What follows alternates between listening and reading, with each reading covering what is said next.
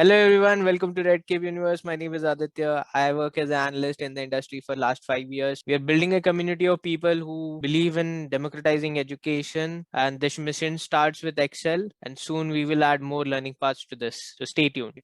Now you want to take a difference between two date columns. Let's say you have some data which is telling you that sales is from this date to this date, and you want to find out how many days are there. So there are two ways to find it, right? So first is we'll just say this your end date minus your start date.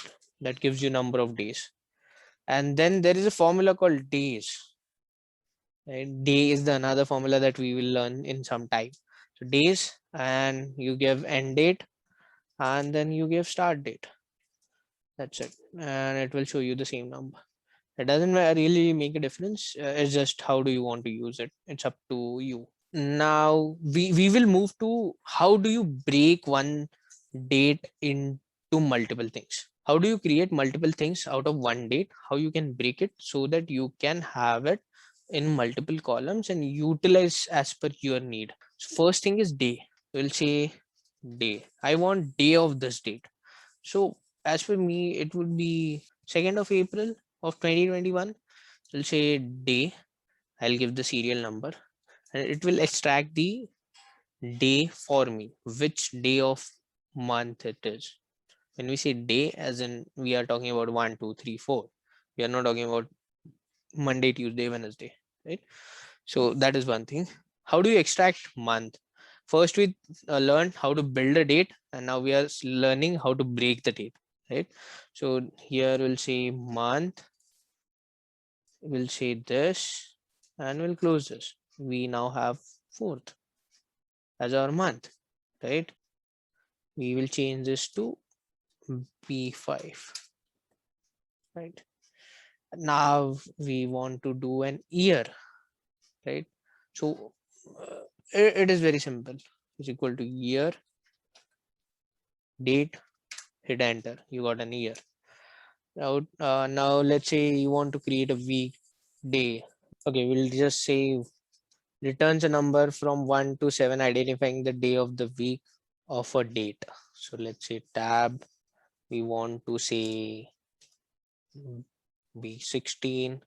It's asking you what you want, right? So if you press 1, the first is Sunday and 7 is the Saturday, right? So it depends what you want to start. Let's say I want to start on Monday.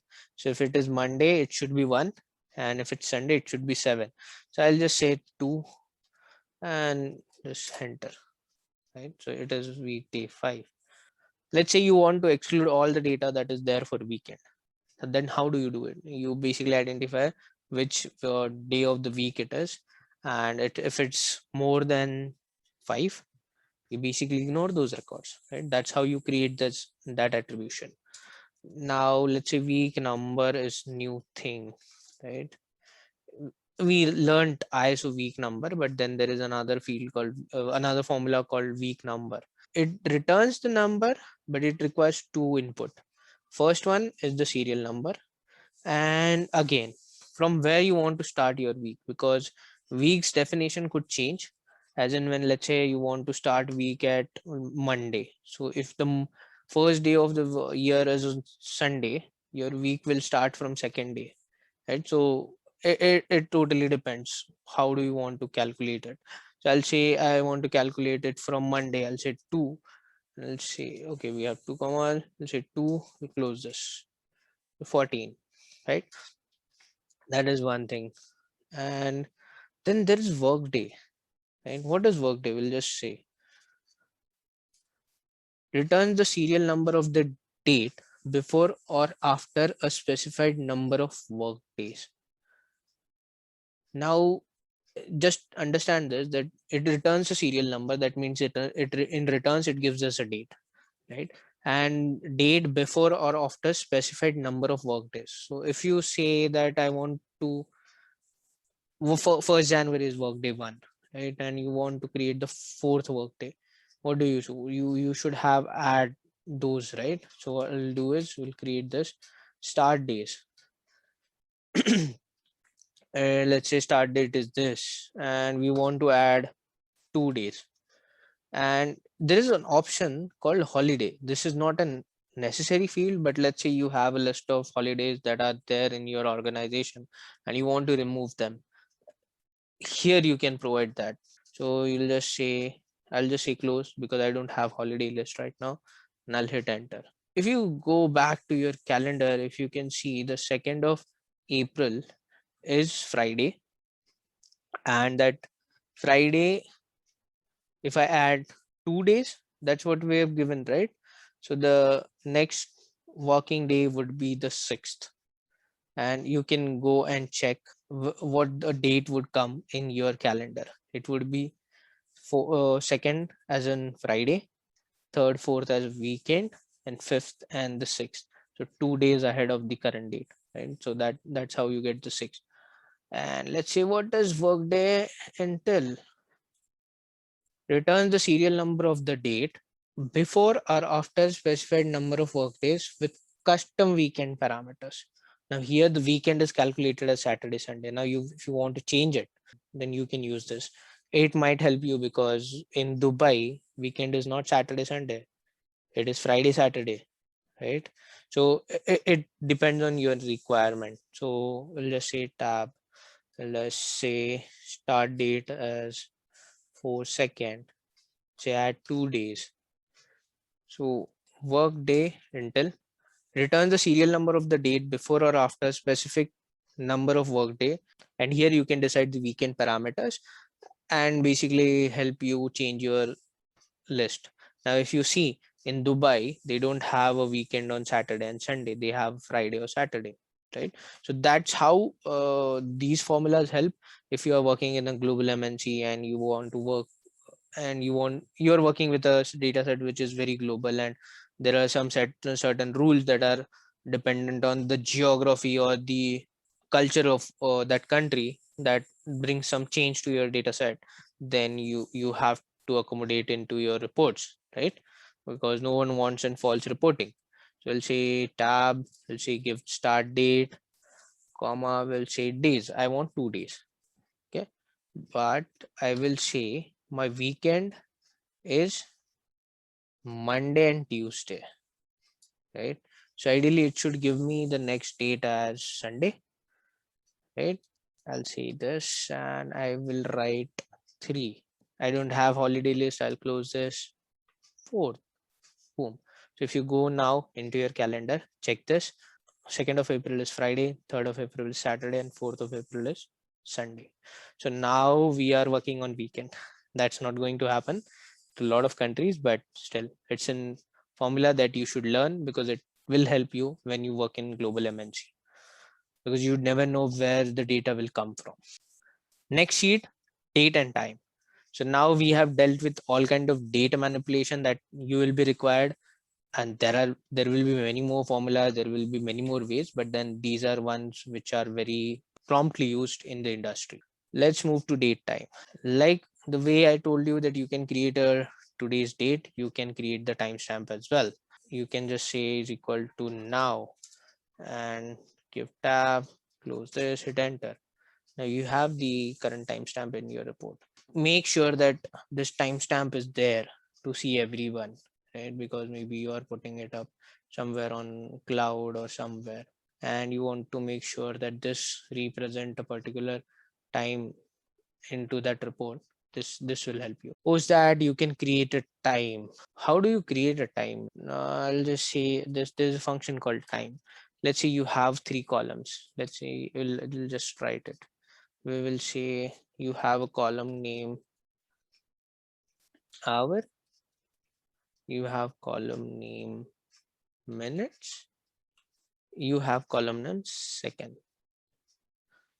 Now let's say you have value of, we'll place the same value as we have in cell, say 10, 20 and 15.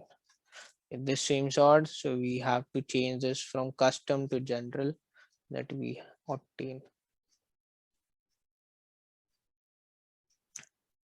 So now if I want to create basis these 3 column my timestamp. How do I create it? I just say equal to time. I need to provide hour, I need to provide minute, I need to provide seconds. Job done. Hit enter. That's how you create the timestamp out of multiple columns which are there in the data set.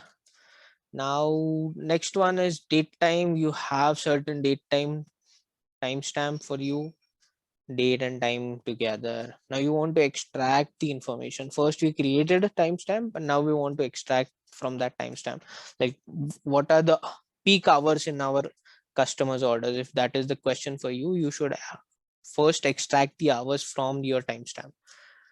Now we'll just say hour.